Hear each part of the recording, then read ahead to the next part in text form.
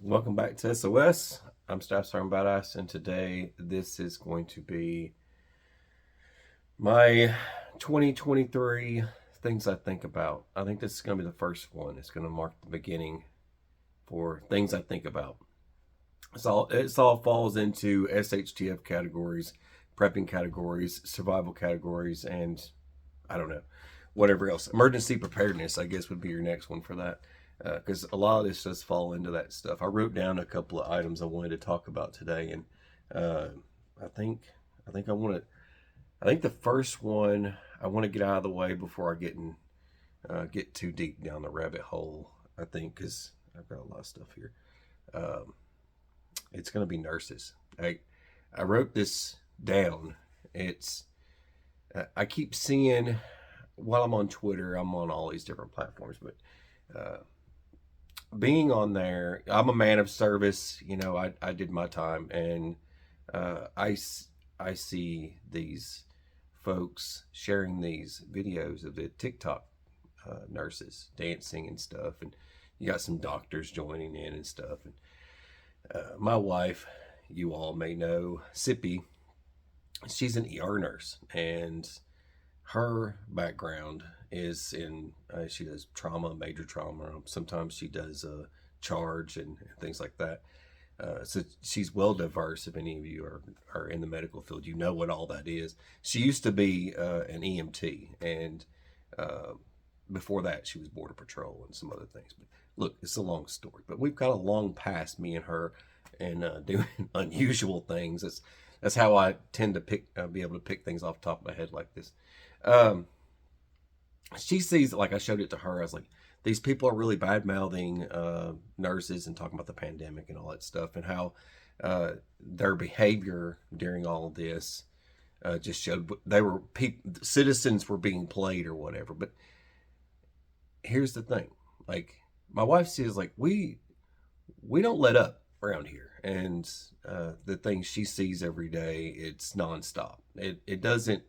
They're short-handed, they're short-staffed, they don't have enough people, they're not paying enough, especially around here. And the short-handed staff, it's getting really bad. And but it seems like I don't we you know it's I showed her that video of these folks acting up, and she goes, "I've seen enough. I don't need to see any more of that." Because it's disappointing, because in her line of work, it's nonstop. It doesn't quit, and it's very stressful, and it makes good nurses look bad by seeing that sort of stuff. That's the first thing that I wanted to was kind of point out, was the kind of stuff, like, from what she sees, and we've been through a lot. And look, we didn't lie to you. We didn't lie to you. When it comes to nurses and doctors, it's the other thing.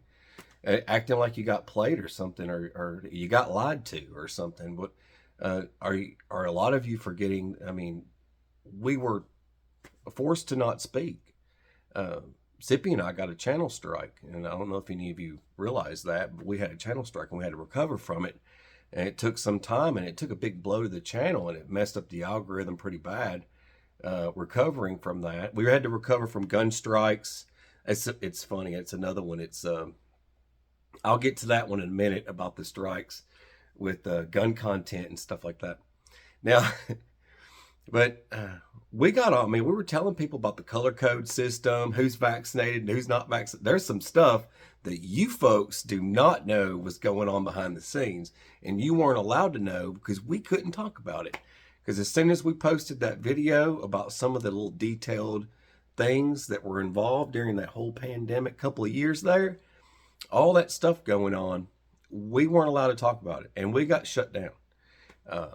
They pulled the video. They literally deleted that sucker. You could not play it. It was like, you cannot, like, I couldn't download it and, like, re-edit it so that you could see it. It was literally taken down, and you couldn't see it. Now, I'm not saying this is some, like, cheesy, everybody talks about this sort of stuff type stuff. This was straight out of the OSHA playbook. This is straight out of her books and orders and directives that she's actually reading it straight from the book, straight from the manual. and what's going on. But we were told it was false information. But she's supposed to follow it, but it was false. So just throwing it out there. But yeah, as far as the vaccine stuff goes, it's um, like we tried talking about that stuff, but we weren't allowed to. And I think a lot of people are losing sight of that. And we tried to tell people, but we weren't allowed to talk. We were basically silenced. Freedom of speech, right? On any platform, you weren't allowed to talk about it. So it's not just this platform, so it's other platforms.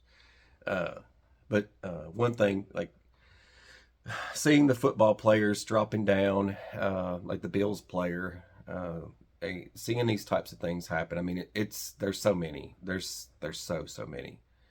I mean, they're all from the same reasons, and um, it's like the boosted by Fauci, right? So it's like their lives are boosted because I mean, it's like right after the booster. It's like my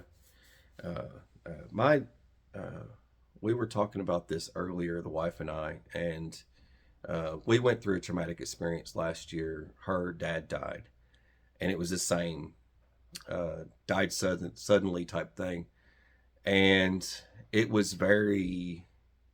We're still hurting. We're not. I don't think we'll ever be over this. It's just too much pain to get over it, and we had a hard time getting through it. The but my dad, now he didn't live the best life, but he was also fully vaccinated, and he went through the same experience. He was at 58. He died, and that was just before my wife's dad died. So 58, my dad dies, and then her dad dies. A similar event, like just instant, goes into stroking and all that stuff just so fast. Boom. And it's no joke, man. I mean, it's happened to us. This stuff has happened to us. And to hear other people talk about it, it's like, dude, what are we going to do? It's like, are we at some point, I mean, at some point, are we all going to team up? Are we going to go put Fauci in a freaking full Nelson? What are we doing? I mean, there has to be some sort of. I want justice. I want justice. I really do. I wish there was some way that we could all. I mean, there's only a matter of time. And what are we just going to be, these folks that have these stories? We're just going to be off on the sidelines somewhere, just having these stories. Yeah, my dad, and yeah, my dad too, and this that. It seems to be men. I'm just throwing it out there. It seems to be the men that are the ones that are the same circumstances, same ages. I think they were. My dad was about the same exact ages as her dad. So most folks don't know that happened to us, but I figured I would share. But that's with the vax I wanted to share, and the part with the nurses. It's very disgraceful to see that sort of behavior. But most of those staff, I mean, some of them I've noticed are veterinarians. That's something that the wife noticed in the videos. It's like, well, those are veterinarians. Those are not even, and those are people that wheel carts and stuff. They're not like the actual people.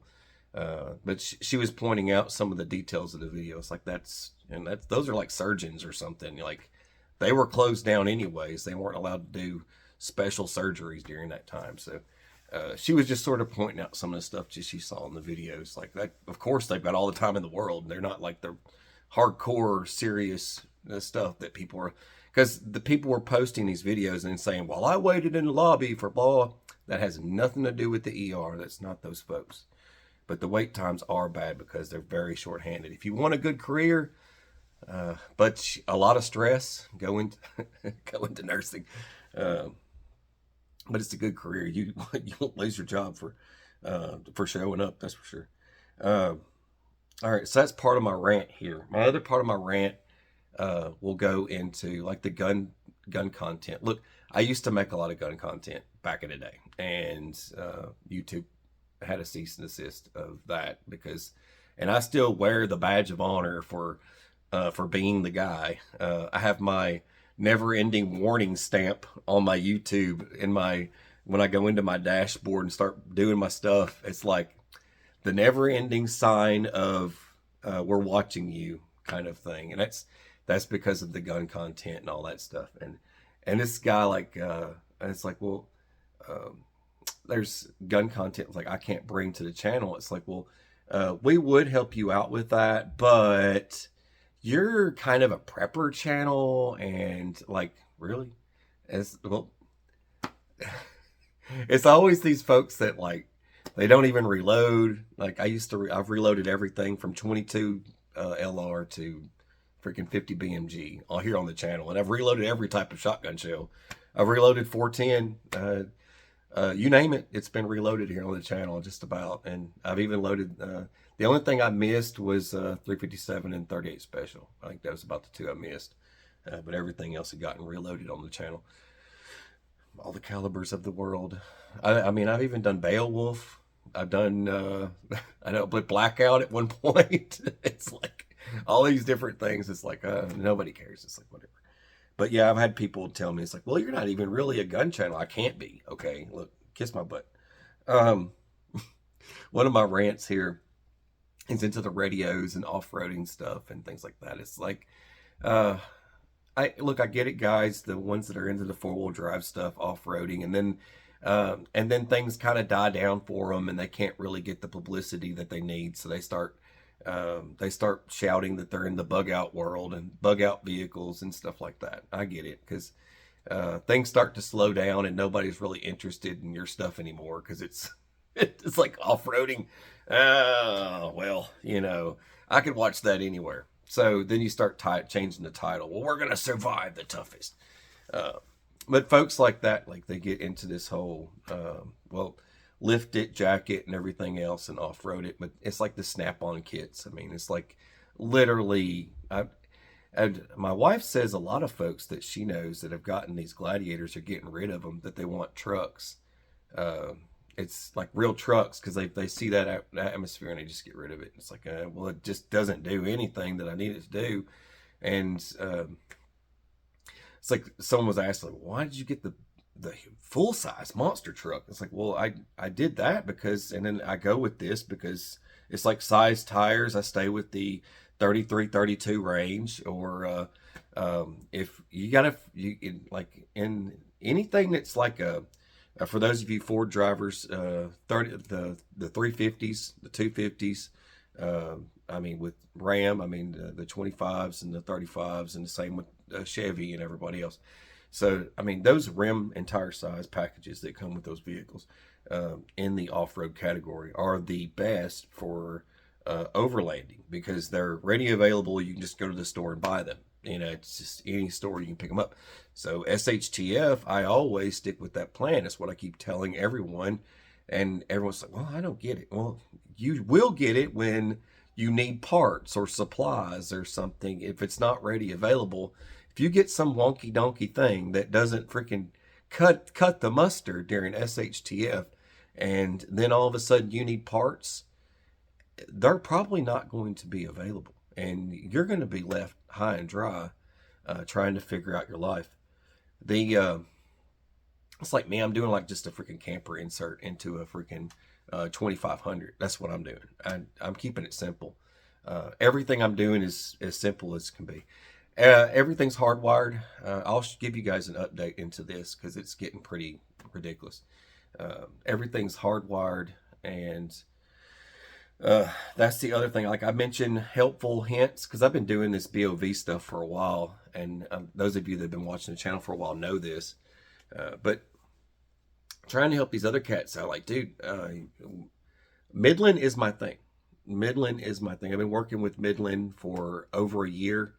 I think I pretty much have every single radio from Midland, and all of my vehicles have Midland, and I went with them for the GMRS route. Now, present radios for the dual purpose, you want CB and you want, I can talk about this stuff all day, for CB and AM and FM. Let's just say that. Let's keep it short.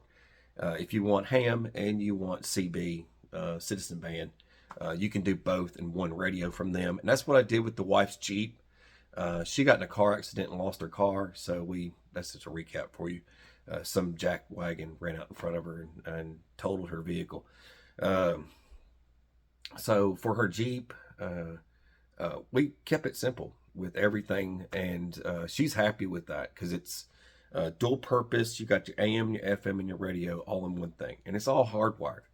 It needs to be hardwired. One of these days, you're going to want your cigarette lighter for something, but that's not the reason I tell people to hardwire. I hardwire. I had this. This is once again. Excuse me. I had to burp there. This goes back to folks. It's like want to question the creator person, the guy who makes stuff and does things all the time. So one of the things I can tell you is with anything that's like 50 watt. I mean, I'll be honest with you. Anything that's, if your radio is in the, I would say 25 watt, even 20, I would hardwire it. Don't do cigarette lighter. It's not going to perform. You're going to be transmitting. No one's going to hear you. It's not going to be the same world unless you hardwire it. You should hardwire. I've got one of those Midland. It converts to a walkie-talkie, but it's meant to plug into I can't remember the title of it. Don't ask me. It's a bunch of numbers.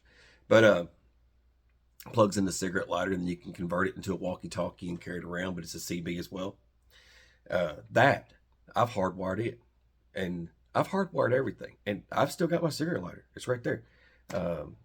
I did all this. I've got my power inverter. It's all hardwired. Everything's hardwired. I can go and do work by the barn. Just click on the power inverter, turn on all my radios, trucks running, that kind of thing. My little diesel generator right here, right in the palm of my hands. Right by the side of the, anyway, never mind. But all this stuff is done for a reason. You don't want, it's like, look what I did. I got, it's youngins, it's like, look what I did. You just take you can't take a 50 watt, like a 575 or something like that. You can't just shove it into the cigarette lighter and expect it to work. You're not going to be broadcasting anywhere. No one's going to hear you, not the range that you need. You're not going to get the performance.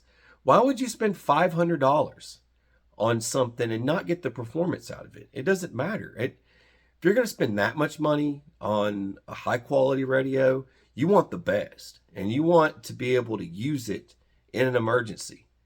And you want to be able to chat with your buddies out in the field. Yeah, you can do that. If your buddies like the next car up, get a walkie-talkie. But you don't spend that much money on a high-performance radio and then just plug it in your cigarette lighter. It doesn't make any sense. But it's not going to get the same performance. You've got to have that. It's like that 13.5 output, that 13 point. And sometimes it just says 13, but it just depends on your battery situation, your charge rates and stuff. So just hardwired. I mean, you've got a fuse panel, and you'll have an ACC, like an alternative power source type thing. If you want extra power source, you want to straight to your ignition. So you wire it in straight to your ignition and leave it turned off. And then when you need it, when you're driving down the road, you can just turn it on. Don't hook it direct to the battery unless you absolutely positively have to. You don't want to do that. And if you do, then leave it off. And some cases with the Jeep guys out there, like your newer Jeeps, running things through the firewall is kind of a pain in the butt. You can go through your rubber grommets in the floor if you need to for those. And same with trucks. Your rubber grommet in the floor, you can reseal those up and nobody will ever know. But at least it's wired correctly and it's hooked up adequately, and it's not jacked up. So just keep that in mind. The other thing I wanted to talk about for the last little minute here is just batteries, emergency preparedness, tornadoes. We're getting tornadoes in freaking winter. What is that? Wintertime tornadoes. You're getting all these storms. I mean, we got hit pretty hard with a 0-degree temperature type thing here, and in my neck of the woods, it's kind of unheard of. So a lot of things were very challenged, especially for animals. It's just animals. Everything else was perfectly fine and hunky dory, but the animals were the biggest part, and the rolling blackouts that happened because of the freaking You got like all these different situations. They're like, don't bother contacting us from the power grid. We're like, it says we're going to be experiencing blackouts for all winter. It's like, okay, all right, well, we got it. You know, blackouts. We didn't care though, because we have backup everything for us. Because being stuck out here, you've got to have those alternative things, alternative sources.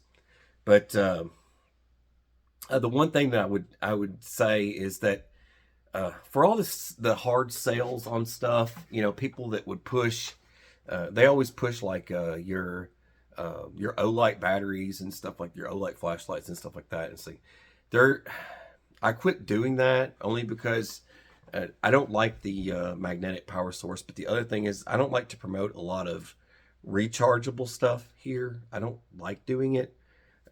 In the back of my mind, I'm thinking, I hope the subscriber or person listening to me is, you know, they're on the same sheet of music as me. They're like, that's cool, but what happens when it goes dead? And you got to be thinking like that for every situation. I still do batteries, you know, I still do packs of batteries, cheap batteries. You know, you go to like Harbor Freight and get like stacks of batteries. I'm still that guy that does that stuff. So don't get me wrong when I make a video and I'm like, check out this rechargeable battery. Act now.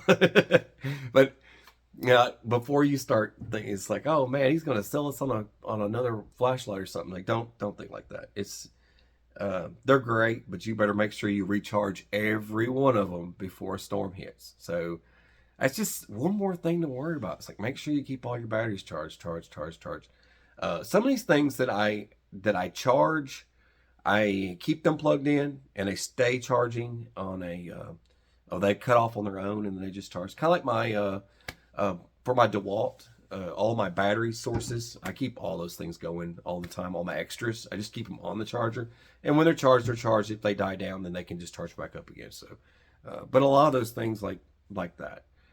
But what are you going to do when your little battery dies? You know, it's always those little things that you recharge, those little flashlights, and then the power won't work in them when you need them.